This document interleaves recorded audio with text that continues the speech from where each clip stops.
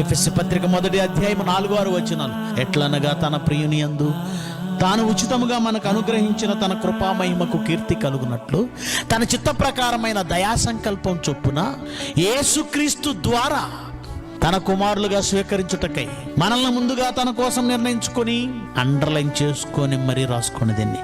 మనము తన ఎదుట పరిశుద్ధులము నిర్దోషులము. అంటే పరలోకానికి వెళ్ళిన వాడు పరిశుద్ధుడై ఉండాలి, నిర్దోషి అయి ఉండాలి. పరిశుద్ధుడు అనగా పాపం అంటని వాడై ఉండాలి, దోషము లేని వాడై ఉండాలి. ఆయన మన కొరకు నిర్ణయించిన సత్క్రియలు చేయాలి. అట్ ది సేమ్ టైం పరిశుద్ధులుగాను నిర్దోషులుగాను ఉండాలి. కానీ ఈ భూమి మీదకి వచ్చిన తర్వాత మనం పరలోకం నుంచి వచ్చామన్న విషయం కానీ, మనం ఈ భూమి మీద పరదేశులం మాత్రమే, మనం పరాయి వారం. ఇక్కడ కేవలం ఈ లోకానికి మజిలి, ఇక్కడ మజిలి 60 ఏళ్ళు 70 ఏళ్ళు ఇక్కడ తాత్కాలికంగా మనం ఉన్నాం.